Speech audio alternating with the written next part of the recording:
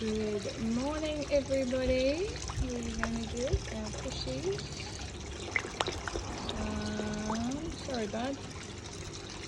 Lucky.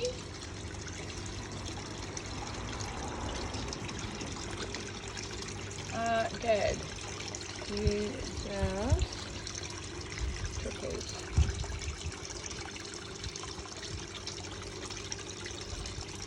You got that.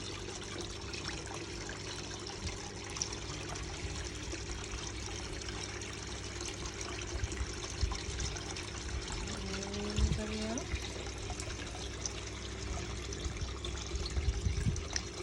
Okay. Let's go.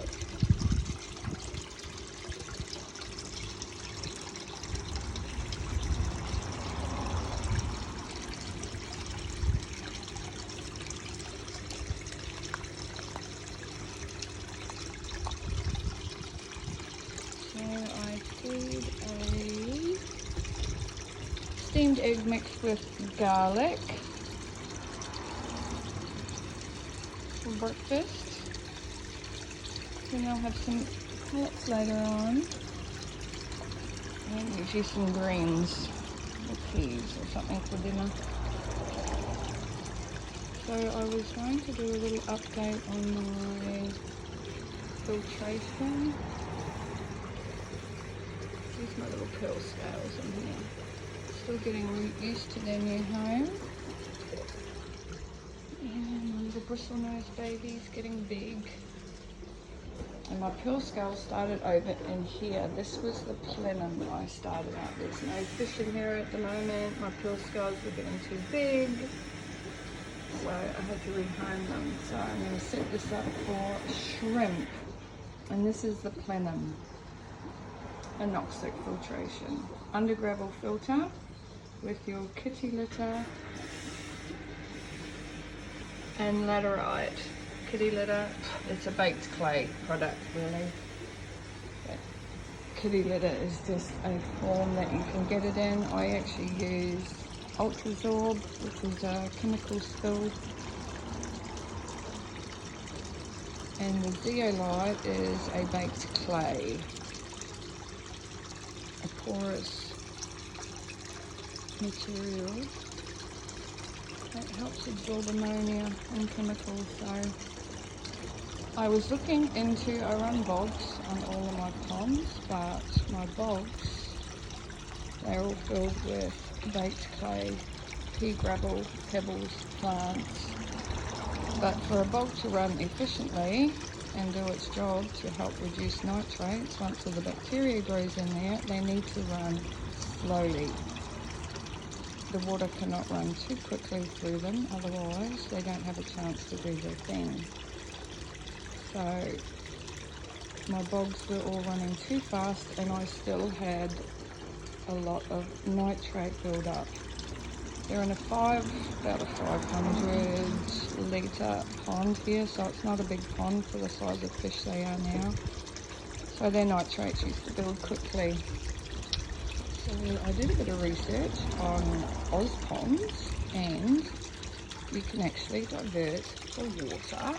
So my husband rigged up a little diverter to reduce the flow in my bog. There's a tap there to adjust it. So now the water's reduced in this big one, so the bacteria can, the anoxic bacteria, which is the very low oxygen zone, was diverted it to another little bog. This one runs too fast, this one will be more aerobic, but it still filters the water well and keeps a nice clear pond.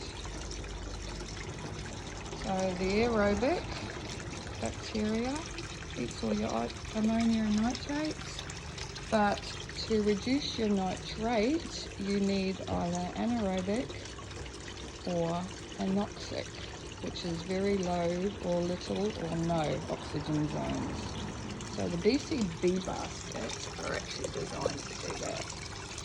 They house little to no oxygen, so a specific bacteria can grow in it, and that bacteria actually steals the oxygen molecules from the nitrate.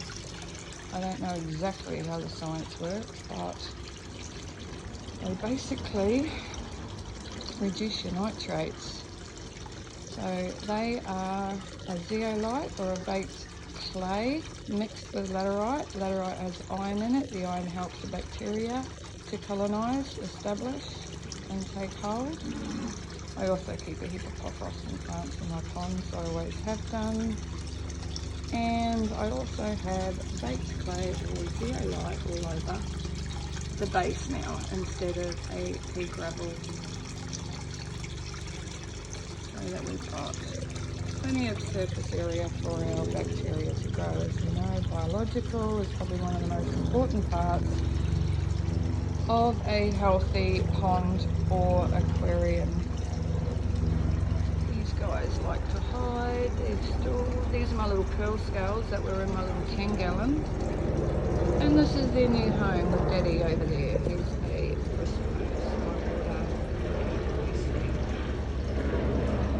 They're ready to mate again.